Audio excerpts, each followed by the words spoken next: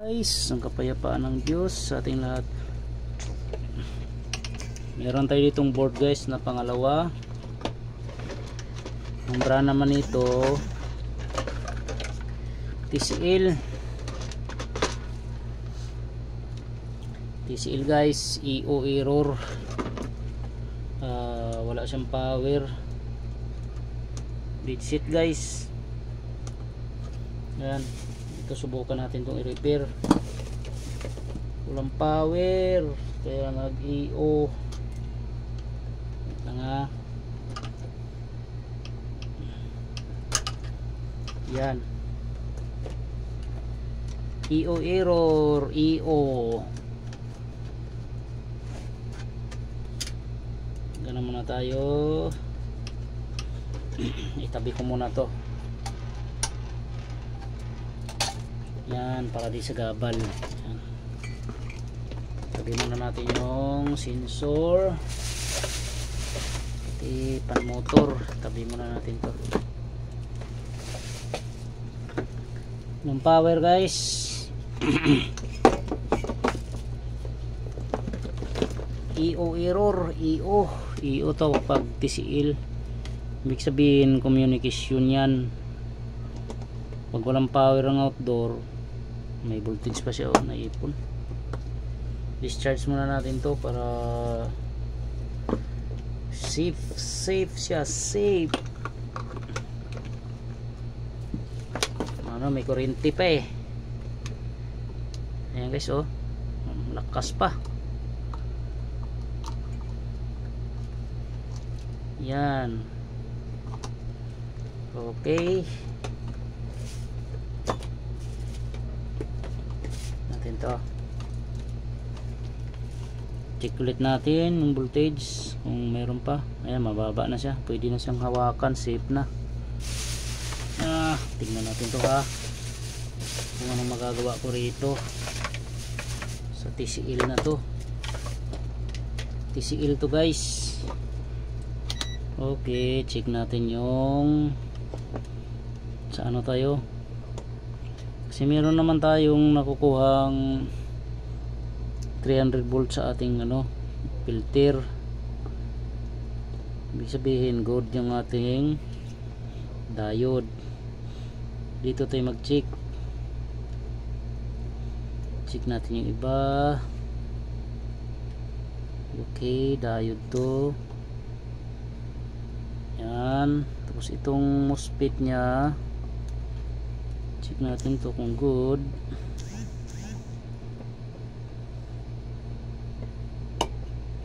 Okay,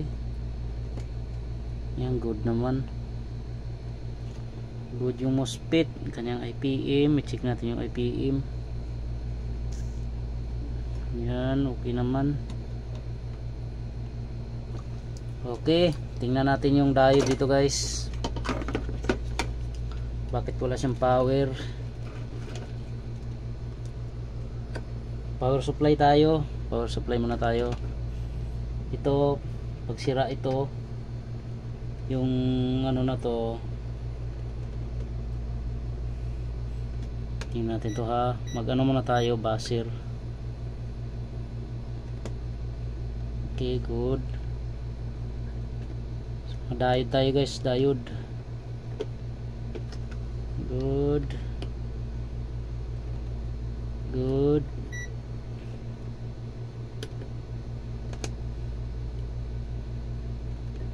Ang diode.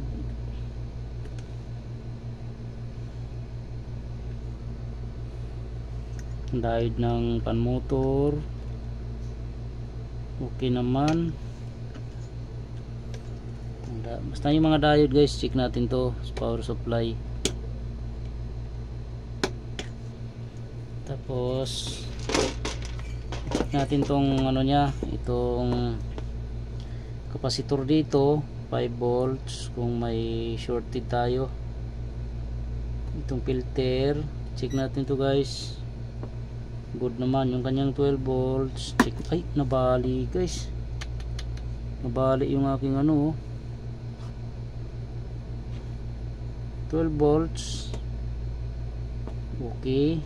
Tapos itong 15.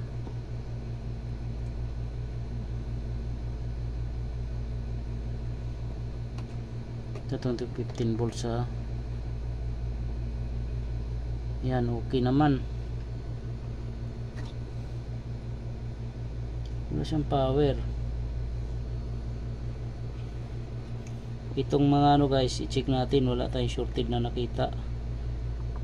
Itong chopper, dapat mag-check kayo nito kasi mahalaga to. Yan, good yung ating chopper.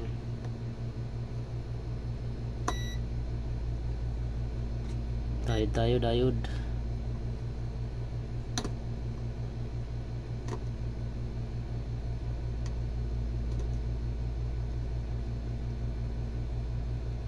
Open. Wala siyang ano, yung regulator nya. Kakaiba pa naman itong regulator nito. Iski.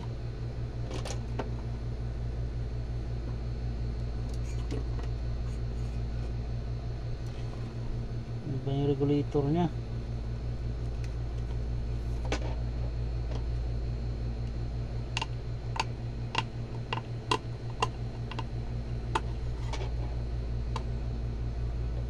Tingnan natin yung iba.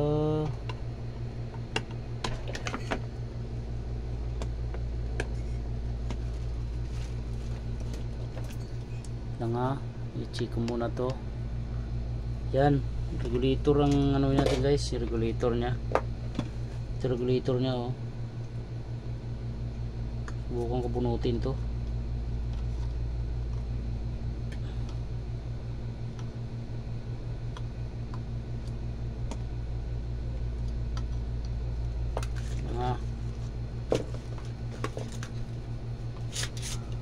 Bunot.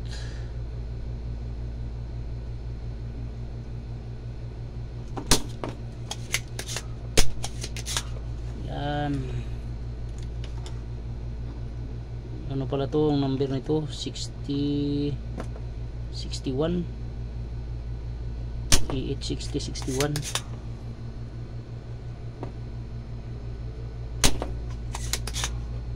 Ito madali lang sa bunutin. Hindi katulad ng ibang regulator guys na talagang mahirap punutin.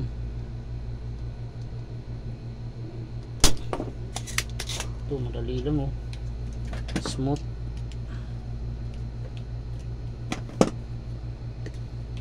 Ayan.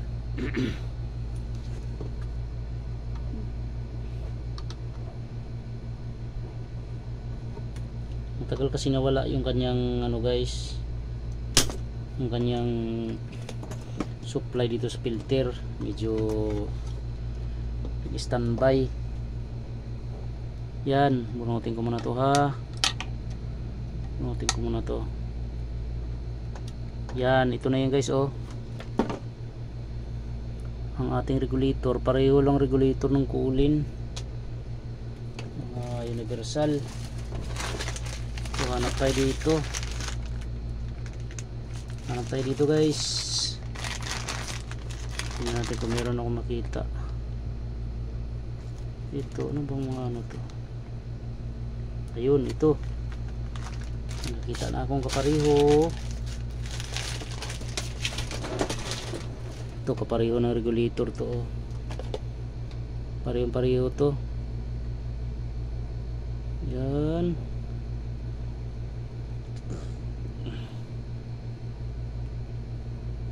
Tingnan natin to ha. Yan. Parehas ng number guys. Yan o. 60, 61H. E60, 61H. Subukan natin palitan. Palitan natin to. Palit natin to.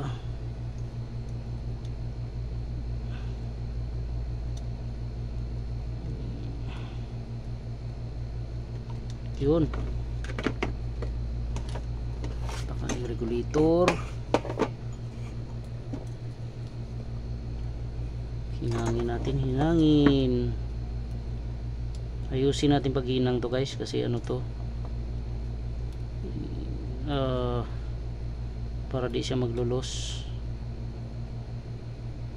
Yan.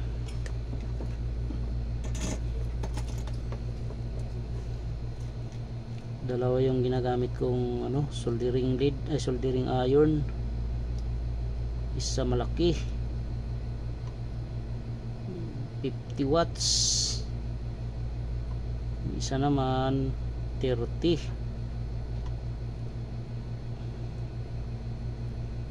Yan.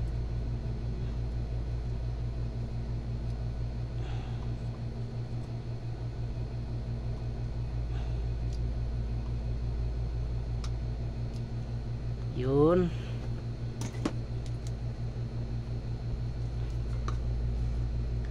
Okay, testingin ulit natin to.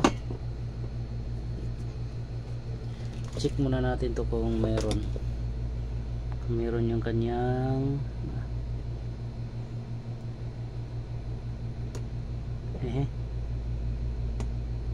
yan, tingnan natin kung magpa-power to. Dapat may ilaw to guys, ito oh. Dapat may ilaw yan. Sige, ano yan, kung nalagyan na ng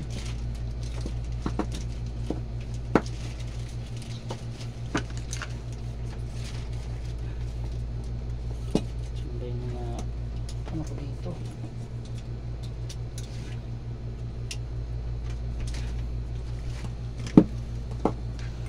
Saksak muna natin to, blow at saka ano lang isaksak natin yung dalawa. Yan, tingnan natin kung mag power guys to.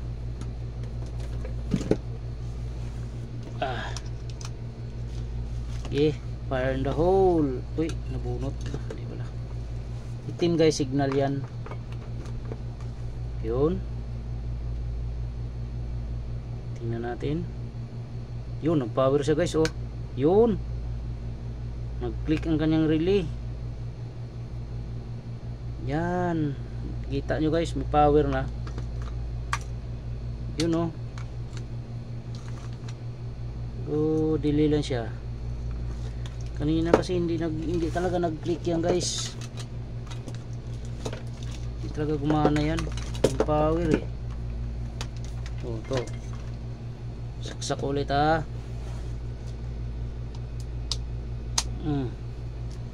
Ten.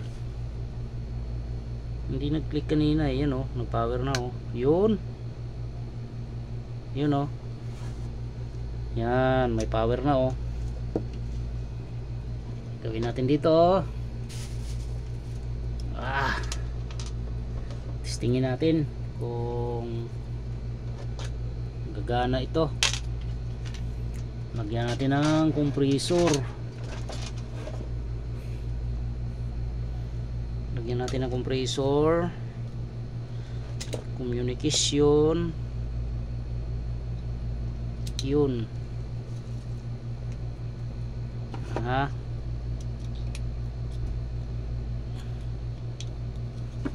May indoor naman sa dito. May indoor board. Yan, dito yung indoor board. Dito yung pan motor. Sensor sa outdoor. Dito din. Yan. Completos regados. Ang wala lang nito pala, pan motor. Indoor pan motor pala. Ako, naloko na, yun pa ang wala.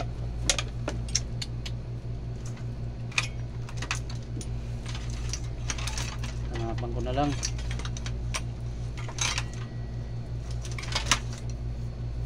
DC ang pan ito guys, DC.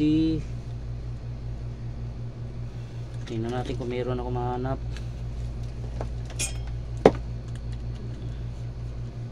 DC, pwede dyan ng ano, Samsung na pan outdoor.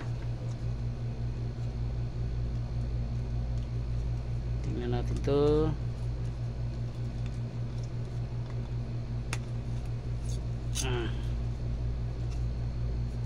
Gawin nating signal dito yung green, yung number 3 na lang para pareho lang. Set up ko muna guys. TCL naman ito, TCL. Ay nako, yung TCL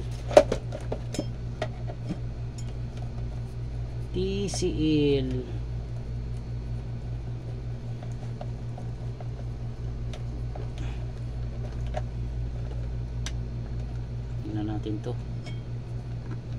Ang ano niya, neutral niya dito,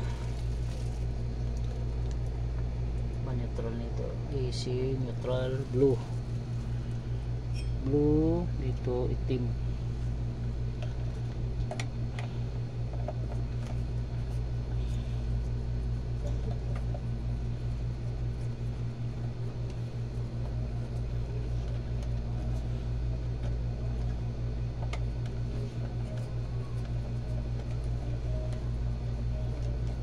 Yan. Alright. Tapos pan-motor na lang. Pan-motor gamitin natin guys. Yung Samsung. Ay, mali ito ah. LG to ah. Saan ba yung pan-motor ko ng Samsung?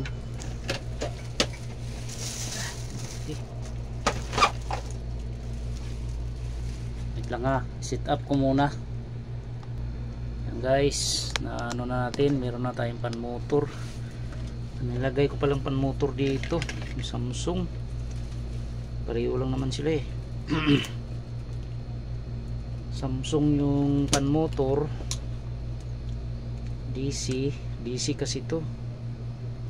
Full DC na siya guys, ang indoor outdoor nya.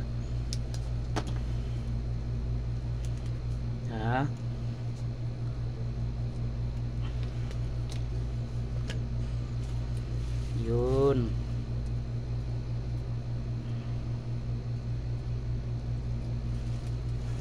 Subukan natin saksak guys. Kompleto na tayo. Compressor pala, hindi ko pa nailagyan. Ano bang meron dito? So kaya tong LG na to kaiba. Tanggalin ko muna to. Ito lang ha. May compressor pa tayong ano, sit up. Sama na, medyo haba ang video natin. Okay, ito na guys, magkaalaman na. Ano na natin oh. Na sit up ko na lahat. Saksak na to. Yun. Gumana na yung ating yun. Nag-click ng ating relay, nag-blink na yung ating lead. Ayan guys, tingnan nyo guys, may power na tayo oh. Tingnan na lang natin kung gagana yung ating ano, compressor. Ayan, may power na. Ayan, gumana ng ating pan motor natin. Ayan, tingnan natin, naka 16 tayo, 16 degrees. Sana gumana guys. Ito yung pan motor nya, outdoor pan motor, full DC na siya guys. Ano nya, full DC.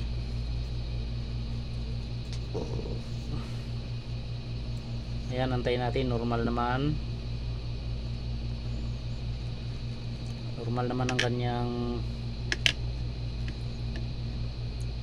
link, normal. Antay na lang tayo kung asado ba to o bula-bula. Yung TCL pala guys, lalo na sa ating mga bago, no. Minsan dito nagkakamali yan eh, sa signal. Ito sa signal, line neutral, nagkakamali sila dyan pagkabit. Ay double check nyo maigi bago nyo isaksak para sureball kayo na safe ang tama yung pagkakabit. Kasi pag nabaliktad nyo yan, nasupplyan yung signal, sisirain ang ano nyan, mag EO error yan, may posibilidad masira yung ating board. Yan, antay natin kung gagana.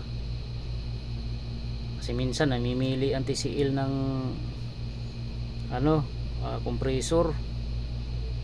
Iba kasi ang compressor na gamit ko eh, ang Panasonic. Antay tayo guys kung andar. Umikot na yung ating panmotor outdoor. Gumana na rin yung ating compressor. Yan guys, sumandar na. Salamat sa Diyos. Nakachamba na naman tayo guys. Ito namimili talaga to ng ano, namimili ng compressor ng TCL. Pero okay na siya, gumana na. Gumana na siya eh. Bumomba na siya eh. Hindi na iyo ang error nito. Good na to. Namimili lang talaga ng compressor ng TCL. Pero okay na siya guys, gumagana na. Okay. Okay na to guys. At patayin ko na to. EO kasi to, error nito eh. Tingnan natin na. Ulitin natin to. Tingnan natin.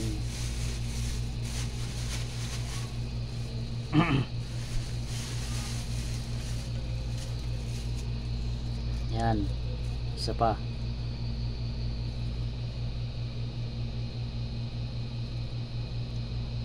Hindi mag-error, wala nang error na ilalabas to kasi napalitan na natin ng ano eh.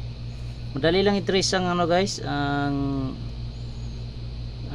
tawag nito. Pag hindi nag-communicate ang indoor natin, bunutin nyo lang yung sensor guys dito oh. O tingnan nyo to ha. Oh, yan. Dapat mag-error yan. Oh, tingnan natin, abangan natin ha. Ayan, E7. Oh, nag-error siya guys oh. Ibig sabihin na communicate na yung ating signal, okay na siya.